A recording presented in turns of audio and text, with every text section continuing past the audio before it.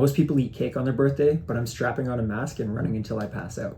Keep pushing, Zach. Keep pushing. Keep pushing. I'm Zach Drake, former pro player and founder of CANXL. Today is my 34th birthday, and I'm doing a series of tests to find out if I still got it.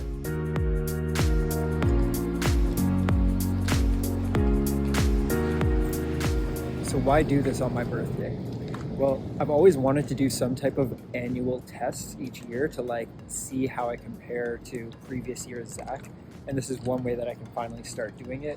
I know it's going to be a more extensive series of tests, but I think anyone could do it at the gym, whether you're just doing like a 1 rep max or seeing how much weight you can lift, or go to a track and see, time yourself, your 400, your 100, just really collect the data. And then the next year you can challenge yourself and see if you beat it. If you don't beat it, hopefully you have a whole year to prepare and beat your previous self. But that's kind of the idea here. I'm also grappling with the question, what's scarier, turning 34 and getting older, or this VO2 max test? I'm not sure. We'll find out when the VO2 max test is done. Diddy, good walk. Can you spin? Sneeze. Sneeze. Big sneeze. Yeah, good boy. Last time I did a VO2 max test, I got something insane like 80. And that was over 10 years ago when I was at my absolute peak fitness. And today I'm low-key terrified about what number I'm gonna get. But here's why this matters.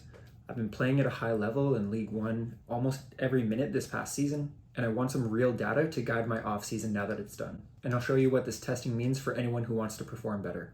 So we're off to the speed training lab by Dr. Richard. I interviewed him for the Trainer Spotlight series, so check out that interview. We talk about lots of things on how to improve athleticism for soccer players. Highly recommend it. He's a very intelligent guy. And when we connected, he talked about some of the tests that he has at his lab, and I had to come check him out for myself. Like I said, it's been a long time since I've done a VO2 max test, and I'm really excited to basically go to a playground for performance. And today, he's gonna put me through hell. Honestly, I think the test I'm dreading the most is the VO2 max test, just because it takes you to your body's limits. So hopefully I don't pass out. But other than that, I think I got the rest in the bag. Things like vertical jump. For a white dude, I think I can jump pretty high, so we'll test that theory. But I think that's gonna be cool because it shows how much power you have in your legs, and we'll see. If I had to guess, my VO2 max is going to be somewhere above 60, and that's fingers crossed, I hope, because I believe 60 is a marker of really good lung capacity. And I think anything below that, I'm probably going to be disappointed. But even if I get like 50 or above, I'll still be, that's adequate. But for myself, previously being a very elite athlete and getting a really high score 10 years ago, I kind of have high expectations on myself. Your destination is on the right.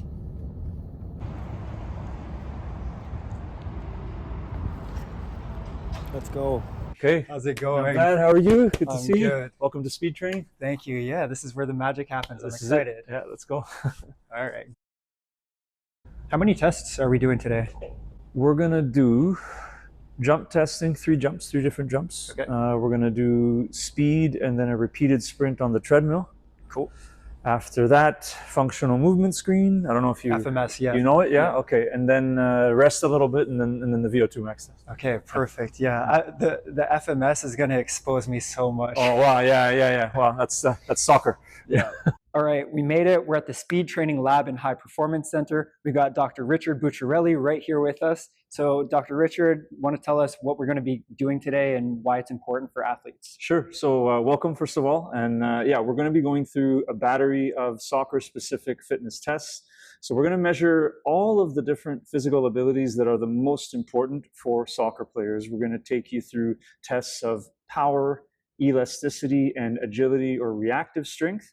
Then we're going to look at speed and repeated sprint ability. And finally, we're going to finish with a test of movement capacity and a VO2 max test, which is the gold standard to measure cardiovascular endurance.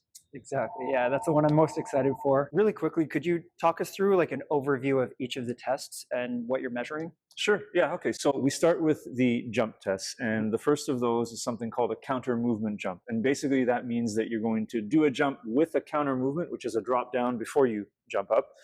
What that's measuring is a quality called elasticity. Elasticity is the ability of muscles to stretch and then shorten. Cool. And so that's what that counter movement does. And of course, we're measuring the height of the jump as the counter movement jump. Yep. We progress then to something called a squat jump, which, as it sounds, is a jump where you start in a squatted position. So you're going to like literally squat down and hold that position before you jump up. Cool. That's removing the counter movement. So that allows us to isolate leg power without the stretch or the counter movement. So we measure elasticity with the counter movement jump. We measure power with the squat jump. Finally, we're going to do something called a drop jump. You're going to start on that box over there, and you're going to drop down from the box and then jump up. And we call that a drop jump. Cool. We're measuring both the time that the feet are in contact with the ground as well as the height of the jump. And actually, we make a statistic out of that where we divide the jump height by the contact time. So if you can imagine, the higher score comes from either being faster on the ground or jumping higher or both. That's a measure of agility because it's literally looking at your ability to decelerate, which is the drop, and then accelerate, which is the jump. And so if you're fast on the ground and you jump high, then you get a good score for agility. We call that reactive strength index, or RSI. Sweet. When we finish with the jump test, then we're going to move to the resisted self-propelled treadmill. So that's a treadmill which doesn't have a motor, but we can add resistance or load to the running belt. The Achilles is it hurting?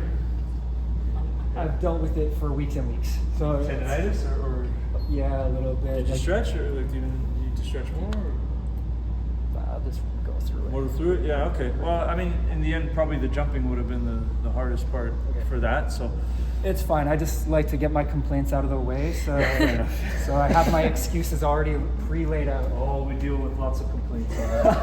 Okay, so your hands are going to be on the bar. More or less, I want your arms straight, but you don't need to be like super tense. I just don't want you, as you're running, like bending. Yep. Okay. To run on this treadmill, again, there's no motor. Okay, so you are pushing the treadmill. You're gonna have to kind of lean forward. If you see my torso is kind of at a 45-degree angle, that's kind of what we want there. And so you're essentially you're running and you're pushing into the treadmill. That's how it works. Now, the speed, right? The faster I go, the higher that number. So just if you watch, I'll show you kind of. So if I go faster, that number will go higher. So that's what we're looking at for the actual test. Okay. We're going to have you run without resistance at all, where we're going to measure your maximal running speed. Okay. Then we're going to do something called a repeated sprint test. And that is testing actually something called repeated sprint ability. Cool. That is, as it sounds, the ability to perform multiple or repeated sprints with only a little bit of recovery between each one. So you have enough recovery that you're not completely exhausted, but not enough that you're fully recovered. Okay. And from those repeated sprints, we're actually going to do 6 of them.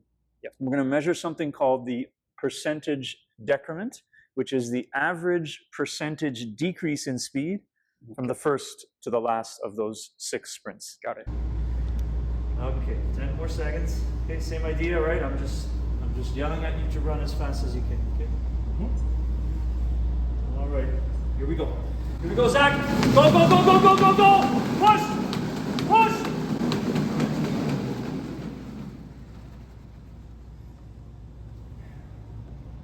That immediately felt harder. As it should, yeah. The Achilles. That's okay. Good. Yeah. Quads. Already so vascular, I'm seeing veins. The veins. Popping. Let's go. Push, Zach, push, push.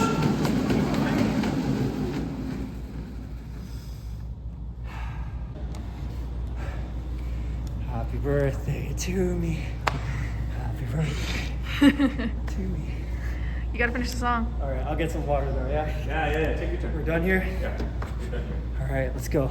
Once all that's done, we'll probably let you catch your breath a little bit, and then we're going to go to a functional movement screen. So I think you may be familiar with it, but yeah, FMS is the functional movement screen. It's 7 different movements where basically I'll show you how to do the movement, and then you'll do the movement, and I'm going to give you a score based on your performance in the movement. And we're looking in that test, we're really looking for whether or not you can perform these movements smoothly and efficiency, or if there's any muscle tightness, if there's any imbalance between the left and the right side, or even, let's say, between the front and back of the body. Yeah. And they're called functional movements because they're movements that are relevant to sports and to athletes. And so if you don't get a good score on some of those movements, it doesn't mean that you have an injury necessarily, but it does mean that maybe your risk of injury is a little higher. So it can lead to...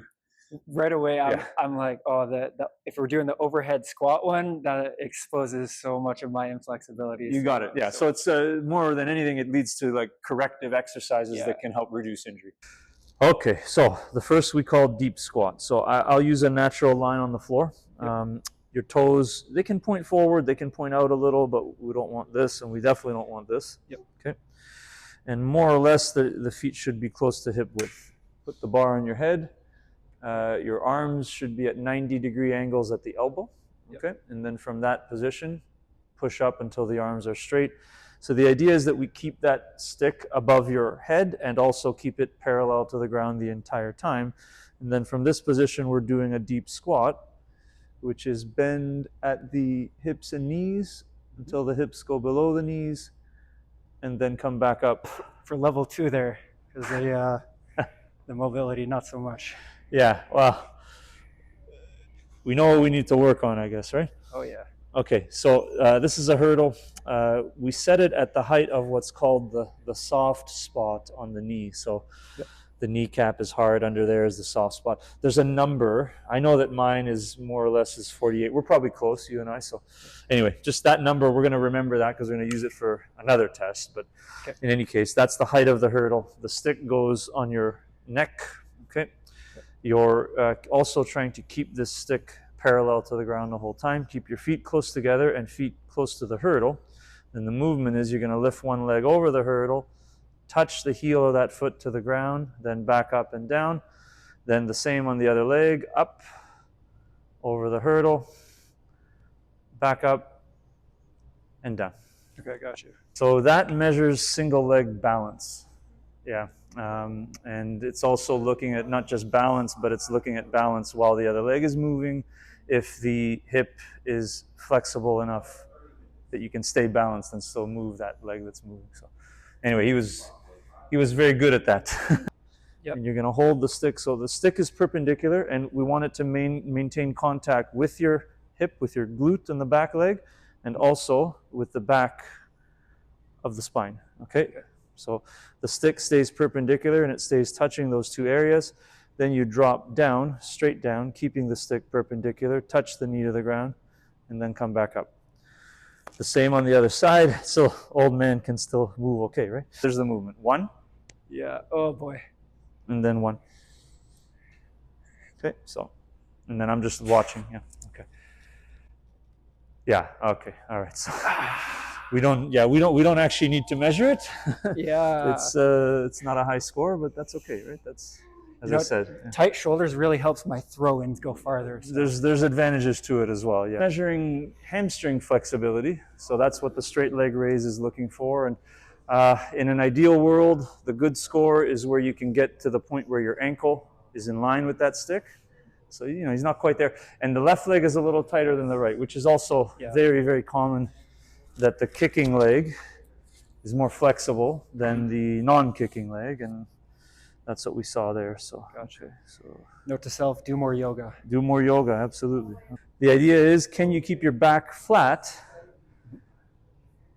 and move the entire body as a unit, so you don't arch your back. Okay, point the elbows up. Yep. Elbows up to the ceiling. Okay, stomach hard. Push, push. You got it. Good. Okay. Don't need to see it again. You did it. Okay. Let's go. So the last test, if that push-up was core strength, we're going to call this one core stability. Okay. So you're going to go on your hands and knees. Okay? And for this one, it's the wrist under the shoulder, right, and the knee under the hip. Right? So from that position, keeping your back flat. At the exact same time, you're going to lift one arm and the opposite leg up. So until they're both parallel. Then bring them in and touch your elbow to your knee. then bring them back up until parallel again, and then down. And then the same on the other side. Lift them at the same time, up, okay, until parallel, in, touch the elbow to the knee, and down. So, by the way, yeah, that's rotary stability. So rather than just checking the core kind of with keeping it stable, we're seeing, can you keep the core activated? Can you keep the spine straight while you're rotating? Cool. I seem to recall there's a version of it where it's the same arm and leg. I know. No one can do it. I know. Sorry, we've literally tested 20,000 people, and yeah, I mean you can do it, but you can't do it without leaning. So there's no point doing it. So, anyway, we are measuring body weight because the VO2 max test is going to be the number that we get. It has to be expressed as milliliters of oxygen per kilogram body weight per minute. So we need to know your weight. Yeah. 73.6. All right. After all of that, then we're going to go to a VO2 max test. So we've got some equipment that essentially can measure the oxygen content of the air you breathe in. And then even in the air you breathe out, there is some oxygen in that air. There's more carbon dioxide, but there is some oxygen in the air you breathe out. So if you can measure oxygen in, subtract oxygen out, what you get then is